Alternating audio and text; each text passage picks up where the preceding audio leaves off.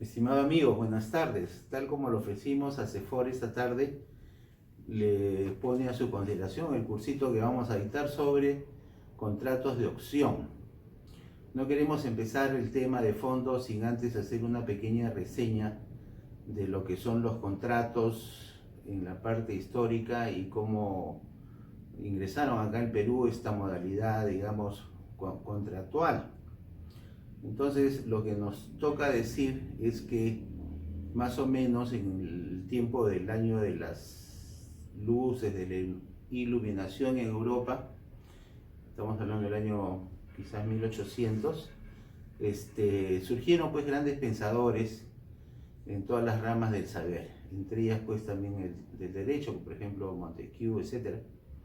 Entonces, estos grandes pensadores aportaron a la sociedad en su conjunto grandes conocimientos a los efectos de que la gente dejara pues un poco la ignorancia de lado, porque lo comparaban como a niños que no tenían un razonamiento concreto sobre las cosas, etc. Y producto de ello se escribieron libros, una serie de documentos donde se cuestionaban, digamos, cómo eran las vivencias desde el punto de vista, por decir también, llámelo así, jurídico de aquellos tiempos, y empezaron a dar a conocer todas estas cosas, ¿no? Se fue propagando estos pensamientos por Europa y tanto es así de que se creó el primer código civil, el Código Civil Napoleónico, en el año 1800. Entonces, este Código Civil Napoleónico, Código francés, recogió en sus principios el derecho que estaba fragmentado de Francia y los unió ya en este cuerpo de normas, ¿no? Este código tuvo tanto éxito y tanta resonancia en el mundo que se fue expandiendo su admiración y su divulgación por los países de Europa, llegaron a América y así al resto de países. Aquí en el Perú, el primer código que se conoce es el código de 1936, después pasamos al código del año 84, no, perdón, el código de 1800 y pico fue acá, fue nuestro primer código. En 1936 el segundo código y el tercero es el del 84, el que estamos viviendo actualmente y que ya, como ustedes podrán darse cuenta, tiene más de 20 años y se está revisando este cuerpo de leyes, ¿no? Entonces, al margen de esto, también en América, como todos sabemos, la revolución industrial trajo consigo mismo que ciertas operaciones se vayan tecnificando, ¿no? Se vayan poniendo tal vez más complejas y se vayan generando operaciones financieras, patrimoniales, que exigían todo un ordenamiento jurídico ya más especial, más complejo, etc. Todo eso influyó, o sea, la producción en masa, etc., en que el mundo del derecho vaya evolucionando. Sabemos pues que acá en el Perú, si nosotros revisamos el código del 36, podemos ver de que casi todos los derechos están concentrados en el Código Civil. Tanto es así que podemos encontrar normas del derecho laboral en este código, ¿no? Y después se fue fragmentando ya a pasar del tiempo.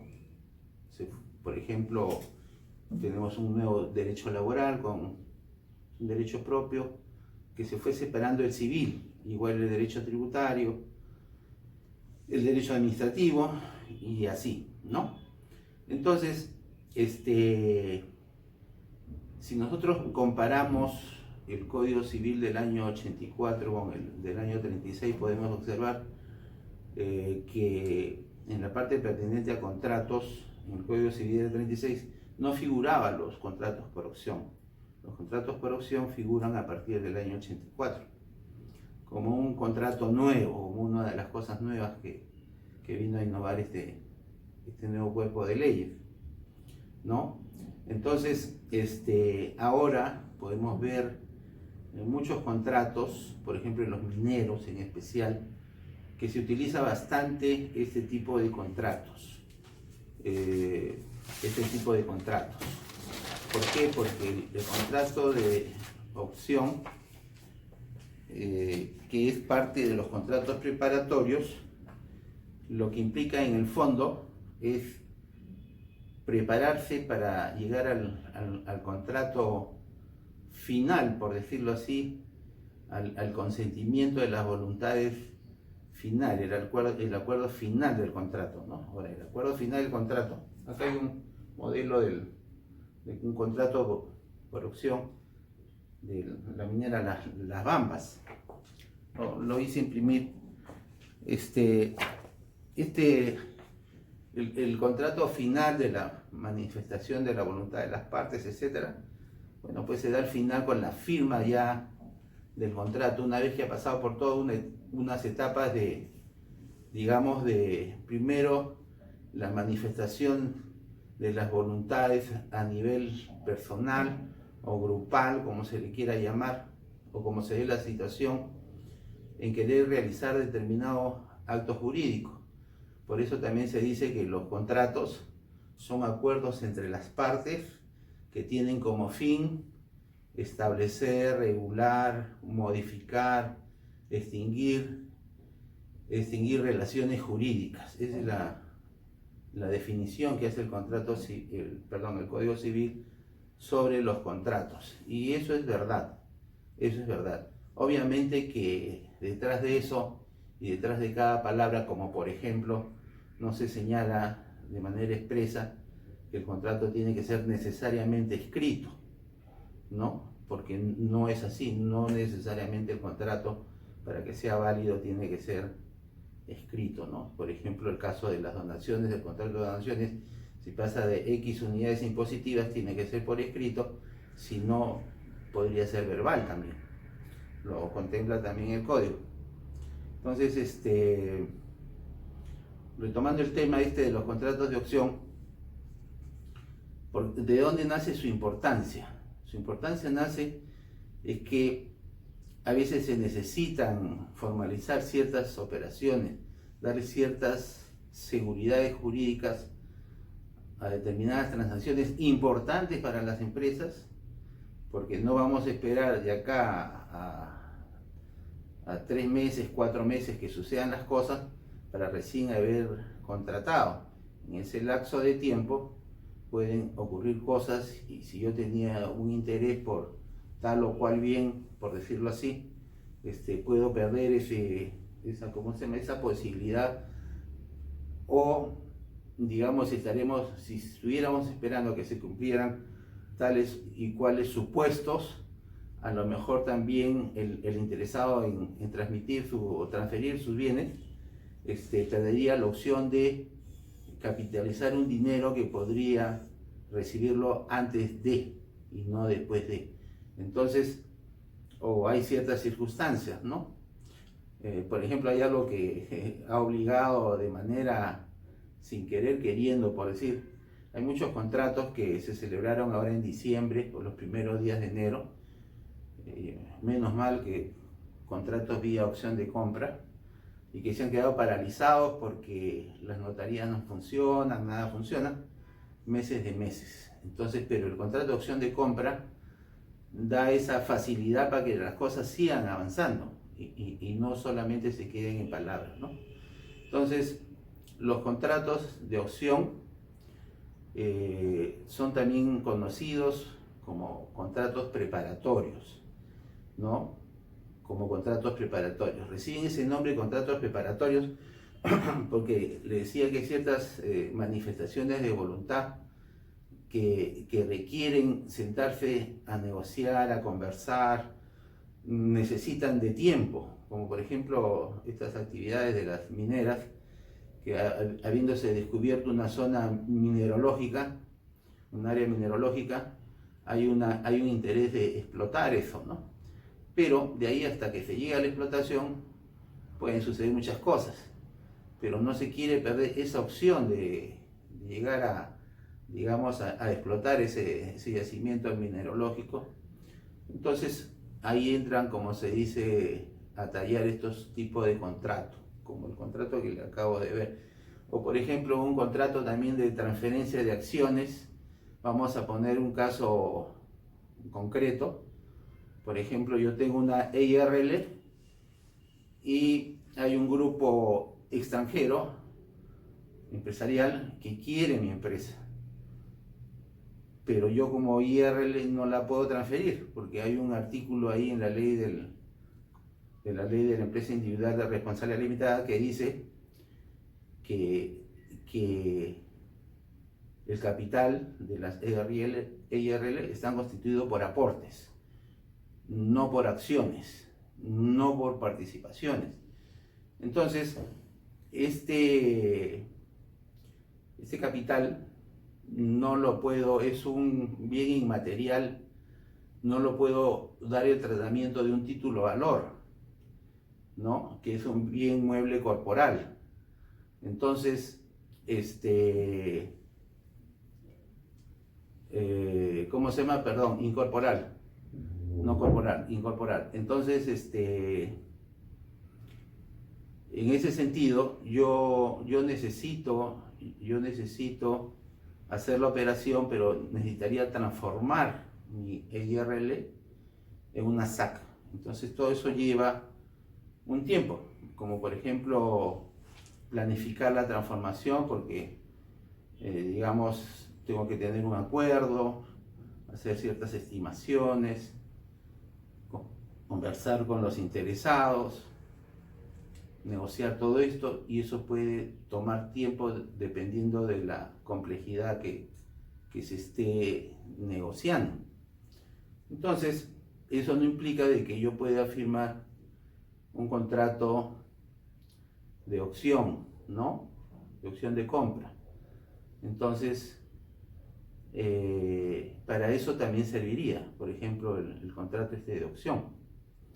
Entonces, ahora, yo puedo, para que esto tenga validez, yo puedo hacer mi acta de transformación y al día siguiente que ya me he transformado, aunque no se ha inscrito todavía en los registros públicos, yo puedo ya negociar como SAC, inclusive transferir esas futuras acciones, ¿no? Y puedo estar recibiendo dinero ya de la parte interesada en comprar esas acciones. O sea, no voy a esperar que todo esté en orden y transferir todo legalmente para recién sentarme a negociar. Ahora, una de las cosas que se tiene que tomar en cuenta es que si está la manifestación de la voluntad de compra-venta en ese momento, digamos, en que se realiza la operación en sí, entonces no hay contrato de opción porque ya digamos, el interés, la manifestación de las voluntades están los acuerdos, entonces pues ya no hay contrato de opción, ¿no? Simplemente es un contrato de compraventa o transferencia. Siempre el contrato de opción es cuando hay plazos que yo necesito adelantar, ¿no? Entonces, esto se encuentra normado en los artículos, ahorita se los voy a dar para que ustedes lo profundicen si desean, en el Código Civil.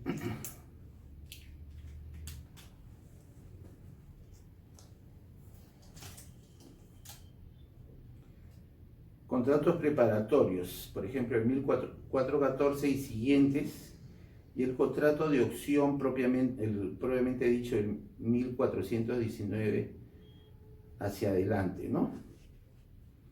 Entonces, otra de las particularidades del contrato de opción es que el optante se reserva el derecho de decidir si cumple con el compromiso de contratar, ¿no?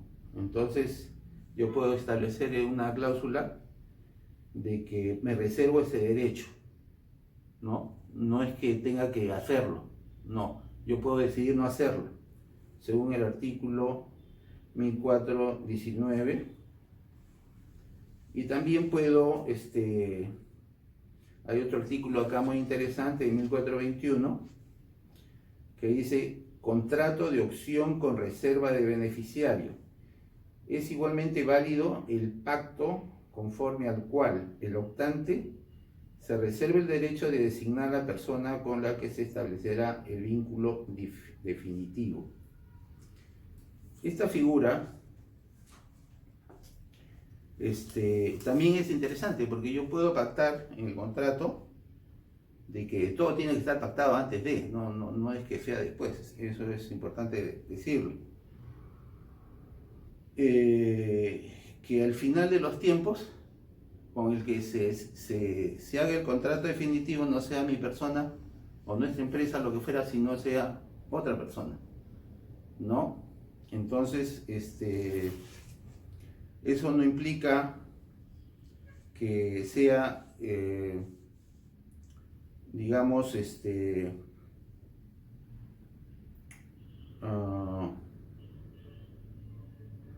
yo me esté adelantando a los hechos, sino que simplemente es una parte regulatoria que me permite hacerlo, ¿no? Y tiene que estar firmado por ambas partes. O sea, ahora, hay otra cosa, que los contratos preparatorios, donde está incluido el contrato de opción, tiene que tener ciertos aspectos básicos que serán utilizados en el contrato definitivo. Es decir, cuál es el objeto, ¿no? Cuáles son los bienes, cuál es el precio, cómo se va a pagar y cualquier otra cosa que tenga que ver con la transferencia de lo que pienso hacer. Entonces,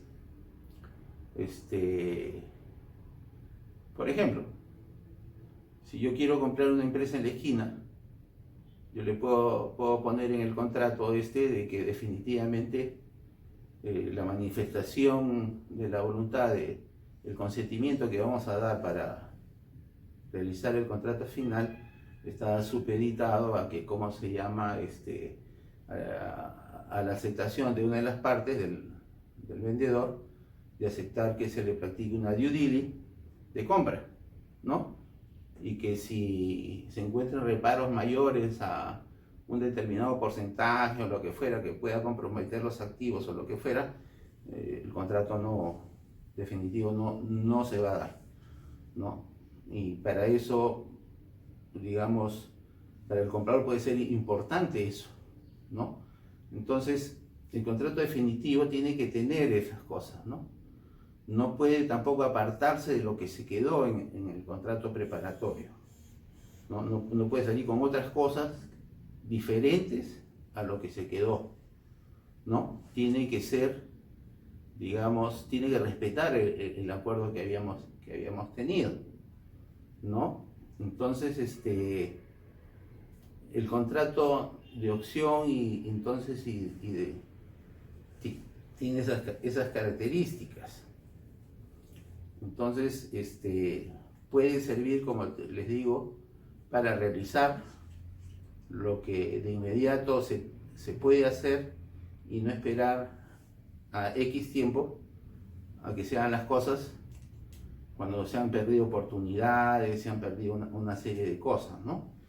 Y generalmente el que vende siempre tiene un interés por la prestación económica muy fuerte, ¿no? Entonces estos contratos ayudan a eso, ¿no? Ahora, el consentimiento de las partes, el acuerdo de las voluntades pueden en algún momento variarse también, siempre y cuando los dos estén de acuerdo mediante las famosas adendas.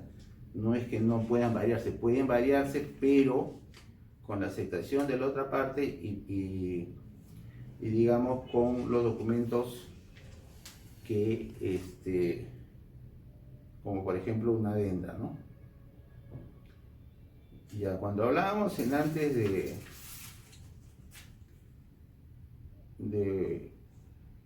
sobre el tema de la reserva del beneficiario,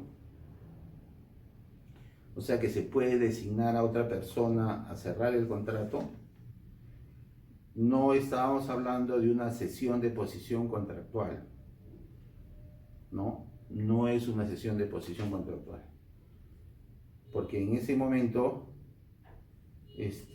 ya se sabe lo que va a pasar.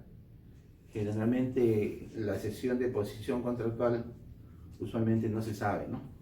Eso se pacta, bueno, pues a veces se pone ahí en el contrato de que está prohibida la cesión de posición o se va a dar, pero en la medida que una de las partes, digamos, que las dos partes estén de acuerdo. Ahora, vamos a pasar un poquito estos puntos del contrato de opción y los contratos preparatorios. También reciben el nombre, pues, preparatorio, porque se preparan legalmente hacia el contrato final, ¿no? Entonces, ahora, ¿qué es lo que deben decir en esos contratos? Lo que a nosotros nos interese poner, ¿no? Y a veces lo que a nosotros nos interesa poner, a la otra parte como que, por decirlo así, no le cuadra.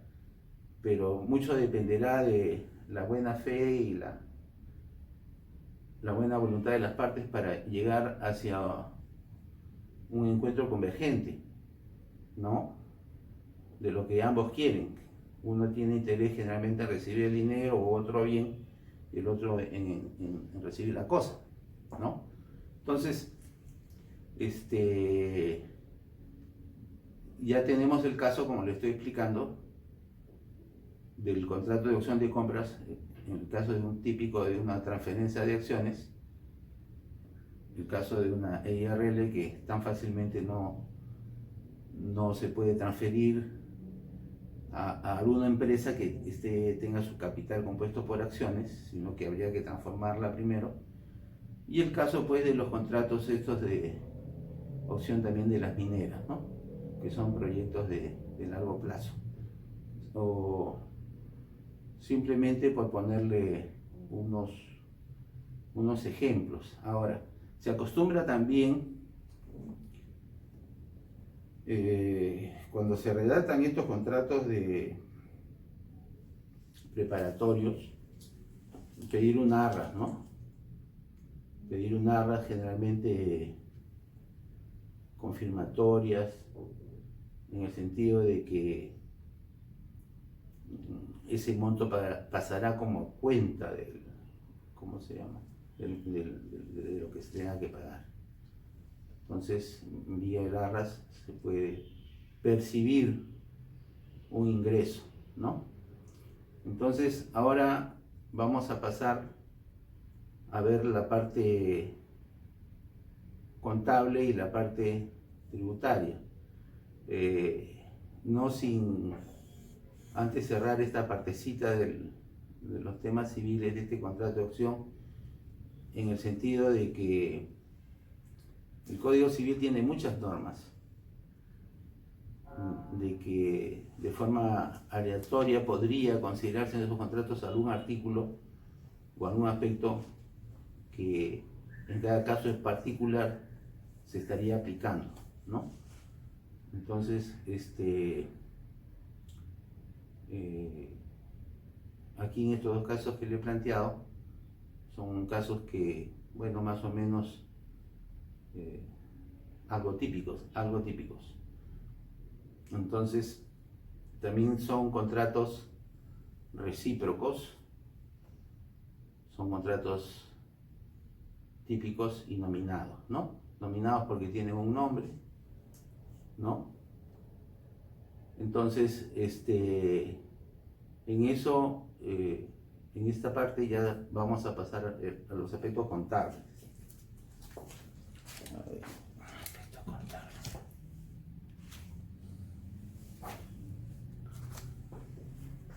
Pueden haber, pues, muchos casos, como estábamos hablando aquí, he hecho un pequeño casito.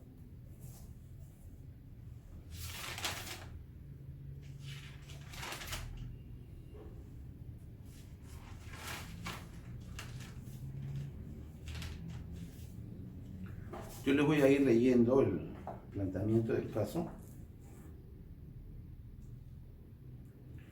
Dice: una empresa extranjera está interesada en adquirir a una empresa peruana. La empresa extranjera busca en la región expandir sus operaciones, en la cual es altamente especializada, y quiere invertir, producir y vender sus servicios en el mercado peruano, porque lo encuentra atractivo a sus fines e intereses empresariales. La empresa extranjera ha contactado con una empresa peruana a los efectos de concretar su adquisición. La empresa peruana también encuentra interesante la propuesta económica hecha por la empresa extranjera, que es la empresa B, y ambos inician el proceso de las primeras conversaciones y pasan luego a una etapa de negociación donde los abogados de ambas partes comienzan a redactar los contratos pertinentes a la negociación. Como les decía antes, aprovechando el ejemplo anterior, el primer problema que se presenta es que la empresa peruana es una IRL, y el artículo 25 de la ley 21621 prohíbe que los derechos del titular puedan ser incorporados a títulos valores, y la empresa B extranjera es una sociedad anónima y lo que quiere adquirir son acciones de la empresa A y no derechos, que tampoco los podría obtener, que tengan la calidad de bien mueble incorporal. He superado el problema legal anterior en virtud de lo establecido por el artículo 39 de esa misma ley, la ley de la empresa individual de responsabilidad limitada, que señala que el titular está facultado, según el literal I del artículo 39, en poder transformar, fusionar, disolver y liquidar la empresa. Lo primero que dice es transformar, es decir, que se encuentra facultado el titular a transformar la IRL. Entonces, se procede a transformar la IRL a una SAC y se empiezan a confeccionar los contratos preparatorios. Participan los abogados y ejecutivos de ambas empresas en la negociación y o elaboración de las principales cláusulas de dicho contrato. ¿Cuáles serían las principales cláusulas? Por ejemplo, el monto, la cosa, los plazos para pagar, las garantías que se puedan ofrecer, los tiempos, los plazos, etc. Entonces,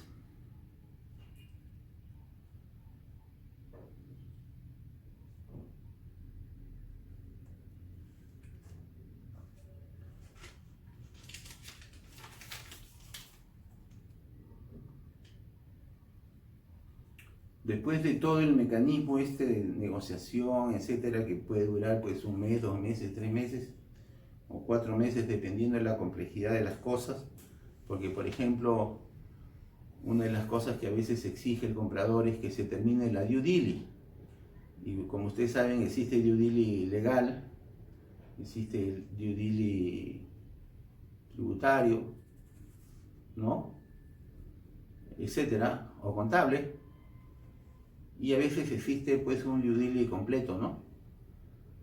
Y eso significa que las personas que hagan due diligence, que pueden ser auditores o abogados, pidan información a la empresa. La empresa tiene que dar una serie de información que pasa por permisos, por revisar los contratos, cuál fue la última auditoría que hizo la SUNAT, etcétera, ¿no? Entonces, todo eso demora. Entonces, como es algo importante, es una de las cosas que más demora. Terminado todo eso, esa etapa, se confeccionaron, digamos, los contratos estos primeramente los de opción de compra y después el de las manifestaciones de la voluntad propiamente dicha en el contrato de transferencia de acciones. Se inscribió la transformación en los registros públicos, etcétera, se cambió el RUC, etcétera, etcétera. Entonces, ¿qué es lo que pasa? Que clientes le dicen al titular o el que fue titular o el accionista mayoritario ahora que desean que el pago se haga a través de la empresa. Es decir, mira, yo no te voy a dar plata a ti, sino yo quiero depositarte en la empresa. Y después vemos un mecanismo para que obviamente la empresa no se haga cargo de eso, que va a ser ya mi empresa, ¿no? Ya nuestra empresa, perdón. Entonces, la otra persona acepta, está bien, háganlo a través de la empresa y la empresa a la vez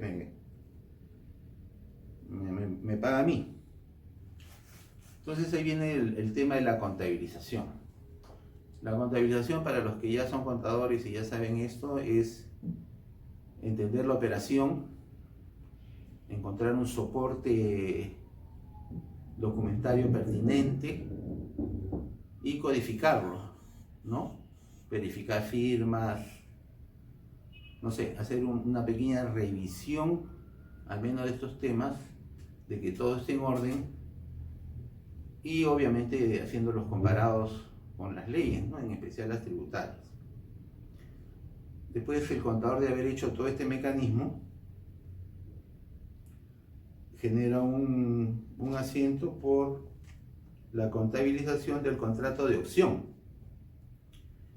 y sale una cuenta, un pago a cuenta, o la empresa del extranjero realiza una remesa a cuenta, entra a la cuenta caja, que se denomina 10 efectivo y equivalente efectivo, cuentas corrientes, y para la empresa es un pasivo. ¿Por qué? Porque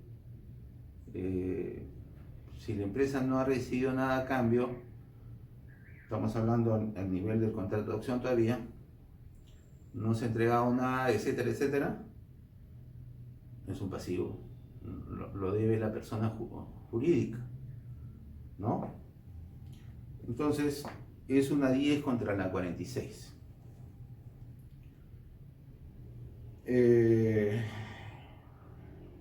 Se firma el contrato ya de la transferencia de las acciones, ya está todo firmado. Entonces se realiza un asiento de una cuenta 46 a otra cuenta 46, se cancela la empresa B y ahora la empresa le debe al señor, al vendedor de las acciones, ¿no? Después viene el asiento del pago de las acciones, se carga la cuenta 46, debitando a la cuenta de este señor, y se abona la 10 efectivo y equivalente efectivo, y así quedan saldadas las cuentas en el léxico contable.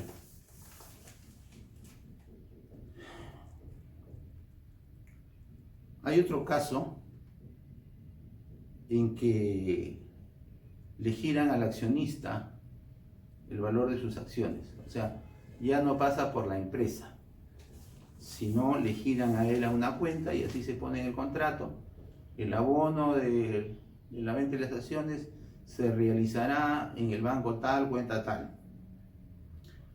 Entonces, en ese caso, en la cuenta patrimonial capital no hay ningún cambio, pero por control interno, creo yo, se debe dejar una seña de la operación. Entonces, primero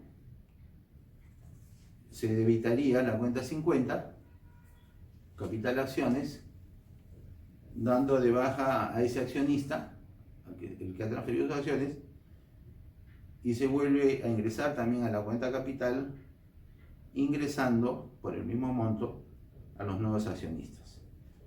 En el léxico contable es 50 contra la 50, es decir, no ha habido movimiento de un saldo ni deudor ni de acreedor, simplemente debe haber saldo cero. Entonces, la glosa, que es la explicación de la operación, Entonces, por el reconocimiento de los nuevos accionistas de la empresa, según un contrato de transferencia de acciones de fecha tal. Ahora, esto por ejemplo es una operación importante. SUNAT mucho tiene que ver con las acreditaciones de las operaciones. No basta algún documento simple, siempre quiere paquetes de información, pero pertinentes, no cualquier información tampoco, no cualquier elemento probatorio. Y todo esto debe estar guardado tanto en el legajo contable como en el legajo legal, para que mañana más tarde en una fiscalización el contador que esté en ese momento o el contador que venga o el abogado que esté en ese momento o el otro abogado que venga puedan en algún momento dado absolver una auditoría de la mejor manera, ¿no? Con eso acabamos de explicar dos casos. Uno donde la parte, la que compra las acciones, exigía que el abono sea mediante la empresa, y en esta otra parte que acabo de explicar, donde no se exige que sea a través de la empresa. Nos ha tocado alguna vez, dentro del tema del asesoramiento, casos en que el adquiriente quiere, aparte del contrato de transferencia de acciones, quiere que sea un contrato de transferencia de activos, que todos esos activos que son de titularidad del señor tal, digamos, se pongan como una venta.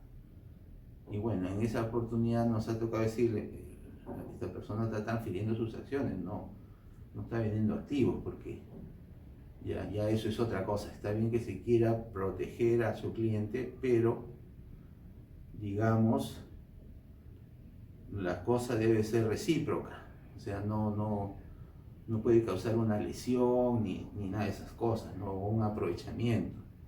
Eso es ilegal. En la parte tributaria, aquí tenemos varias cosas. El mundo tributario siempre es complejo.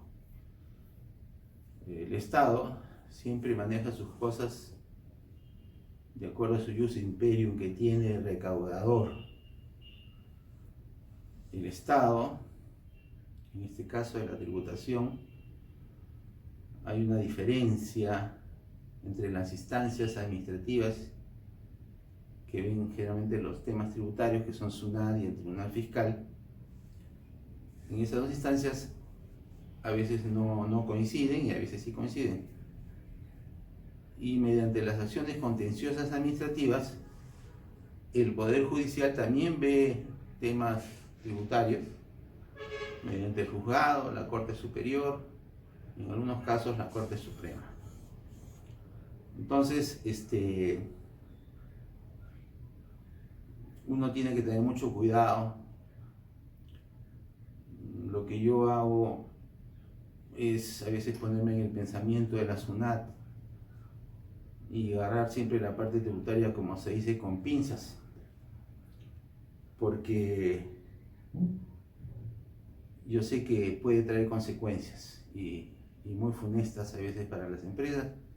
Hemos visto casos, por ejemplo, de este banco famoso, el Scotiabank, con la SUNAT, por errores de interpretación, de criterio, han tenido que pagar millonadas. Y ningún estudio acreditado famoso lo ha salvado.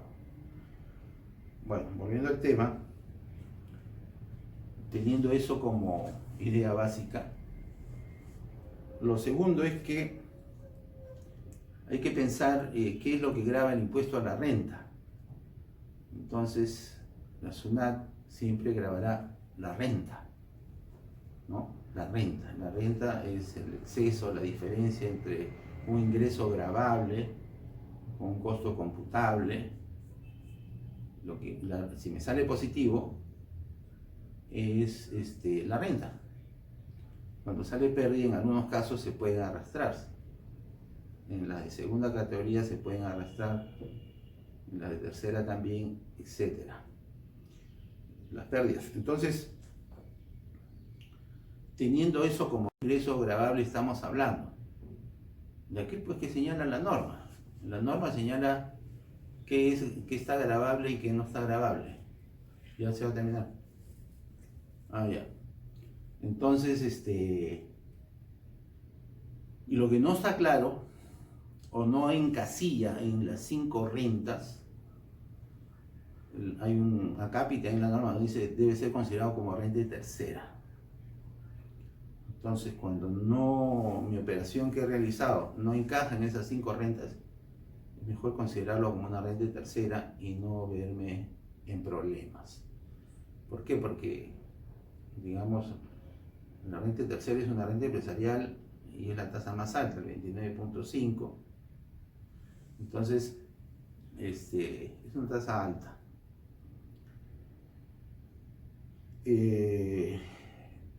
¿Y de qué costo estamos hablando? Porque hemos hablado de qué ingresos estamos hablando, lo que señala la norma.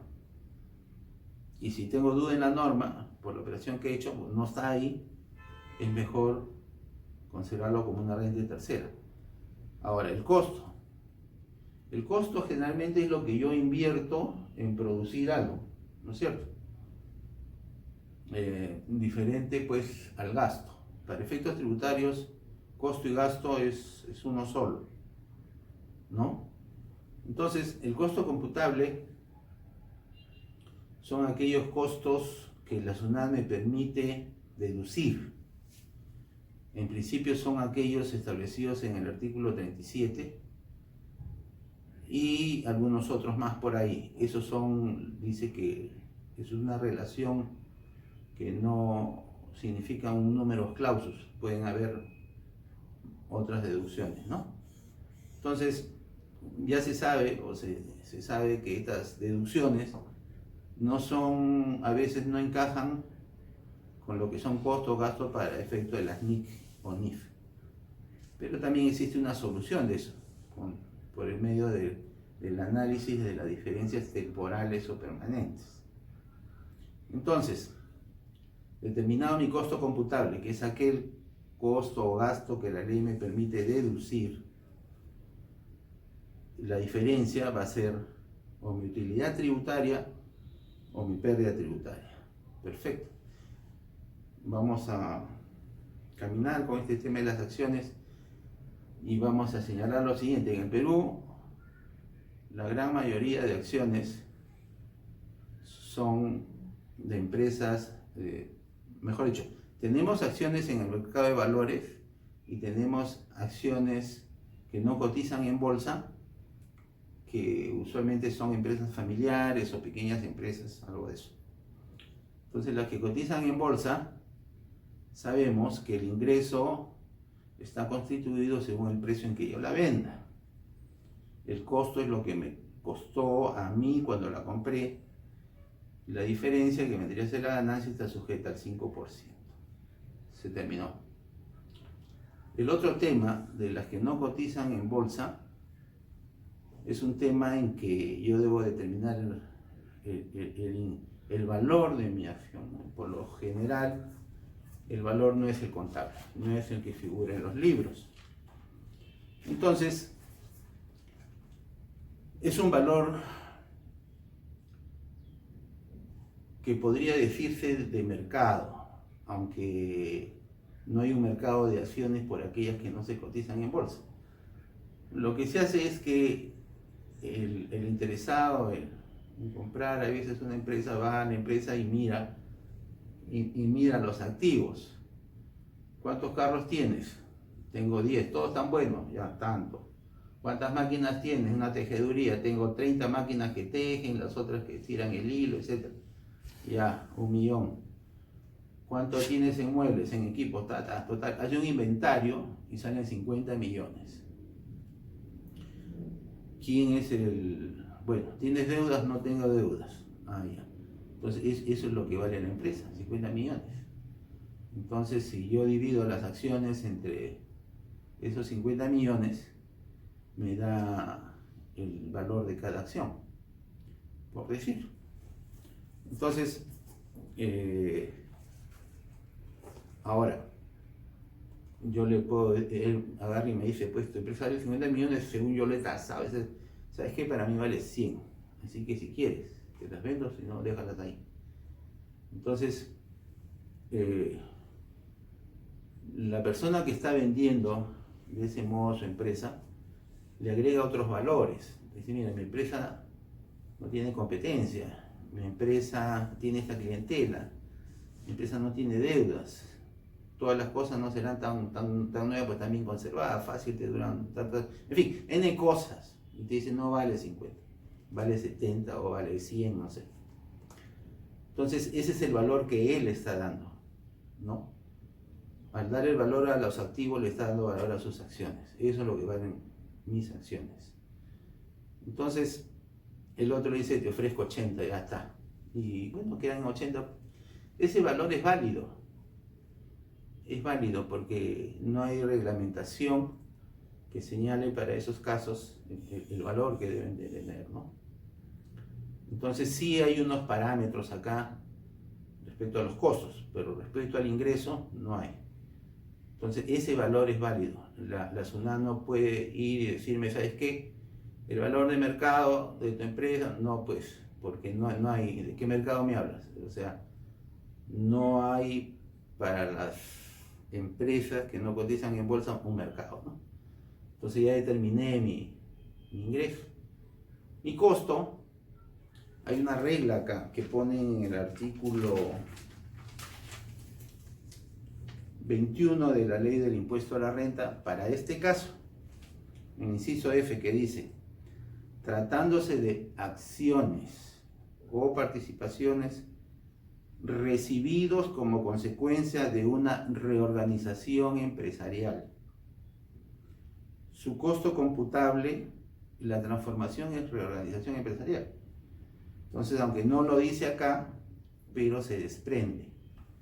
Su costo computable será el que resulte de dividir el costo total de las acciones o participaciones que se emitan entre el número total de acciones o participaciones que el contribuyente recibe. Yo he hecho acá un cuadrito, desgraciadamente ahorita no hay pizarra, entonces para sacar los estimados, etcétera, no se los voy a decir porque les voy a complicar la vida en este momento, pero ya ustedes saben, en el artículo 21 de la ley del impuesto a la renta pueden determinar cómo se determinan los costos computables. Entonces, se saca la diferencia y se paga el impuesto correspondiente, ¿no? Tratándose de la persona natural. Tratándose de las empresas, hay un principio también que toda venta que realice una empresa es renta de tercera, ¿no? Bueno, y los costos sí ya se determinarían, pues, porque esta empresa puede tener, digamos, algún tipo de inversión que se podría generar, sería materia de ver el caso, que no lo hemos analizado ahorita todavía, sobre acciones. Pero estamos poniendo este caso de la persona natural, ¿no? Entonces,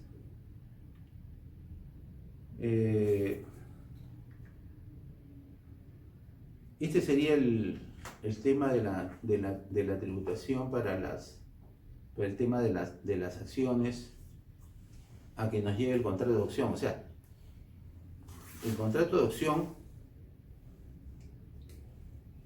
genera una operación tributable, pero dependiendo de qué tipo de operación haya sido, ¿no? En la empresa. O sea, no por sí mismo genera un impuesto, sino qué se está negociando, qué se está viendo y cómo influye en la tributación, ya sea como la persona jurídica o como la persona natural. Pero yo debo conocer ciertos parámetros. Entonces, ¿qué es lo que se acaba de mencionar. Entonces, bueno, acá creo que termina este pequeño curso sobre los famosos contratos de opción que tienen muchos aspectos que ver. Y algo que podría decirse, algo tan sencillo que hemos explicado acá, en el mundo de la práctica profesional pueden darse casos muy complejos, pero que ayudan. ¿Por qué? Porque firmar un contrato de opción puede dar caja a la empresa o a la persona que necesita. ¿Y quién no quiere caja? Todo el mundo queremos caja. Bueno, eso es todo por ahora. Muchas gracias.